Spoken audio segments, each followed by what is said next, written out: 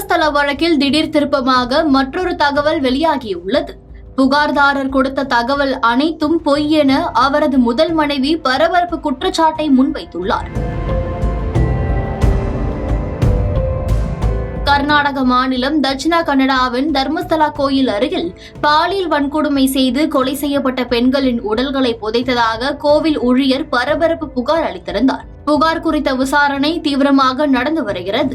புகார் அளித்தவரின் பெயர் மற்றும் அவர் குறித்த விவரங்களை சிறப்பு புலனாய்வு குழுவான SID இன்னும் வெளியிடவில்லை. புகார்தாரர் மாஸ்க் அணிந்து வலம் வருகிறார்.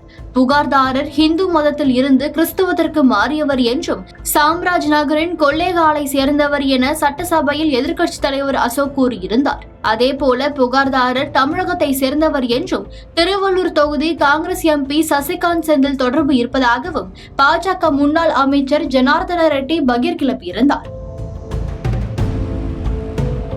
இதற்கிடையில் நேற்று முன்தினம் SID விசாரணைக்கு ஆஜரான மாண்டியாவை சேர்ந்த ராஜு என்பவர் தர்மஸ்தலா வழக்கின் புகார்தாரரும் நானும் ஒன்றாக வேலை செய்தோம். அவர் கூறியபடி தர்மஸ்தலாவில் உடல்கள் புதைக்கப்படவில்லை என ஊடகத்தின் முன் தோன்றி விளக்கம் அளித்திருந்தார். ராஜு அளித்த தகவலின்படி புகார்தாரரின் சொந்த ஊர் மாண்டியா என்பது தெரிய வந்தது. புகார்தாரர் குறித்து அவரது ஊர் மக்களிடம் விசாரித்த போது தர்மஸ்தலா வழக்கு குறித்து புகார் அளித்தவர் எங்கள் ஊர்க்காரர் தான் என்றும், தர்மஸ்தலா பற்றி அவர் கூறுவது போய், அவருடன் பிறந்தவர்கள் 4 பேர், அவர்கள் எல்லாரும் நல்லவர்கள், இவர் மட்டும் மோசடிக்காரர், 3 திருமணம் செய்து கொண்டவர் என அடுக்கடுக்கான குற்றச்சாட்டுகளை முன்வைத்தனர். அதே புகார்தாரரின் முதல் மனைவி பரபரப்பு குற்றச்சாட்டை முன்வைத்துள்ளார். எங்களுக்கு 1999 திருமணமானது.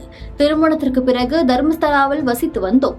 100கணக்கான உடல்களை புதைத்ததாக அவர் கூறியது பொய். பணத்திற்காக இப்படி பொய் சொல்லி இருக்கிறார். குடும்ப பிரச்சனையால் நாங்கள் விவாகரத்து செய்துவிட்டோம். ஜீவனாம்சம் கொடுப்பதாக நீதிமன்றத்தில் கூறினார். ஆனால் ஒரு பைசா கூட தரவில்லை. அவர் ஏமாற்றுகிறார், திமிர் பிடித்தவர் என கூறியுள்ளார். அது மட்டுமின்றி தர்மஸ்தலா கோவில் பெயருக்கு களங்கம் விளைவித்த அவருக்கு தண்டனை கிடைக்க வேண்டும், அவர் கொல்லப்பட வேண்டும், அவரது உடலை பார்க்க கூட செல்ல மாட்டோம் என அடுக்கடுக்கான புகார்களை ஆதங்கத்துடன் தெரிவித்துள்ளார்.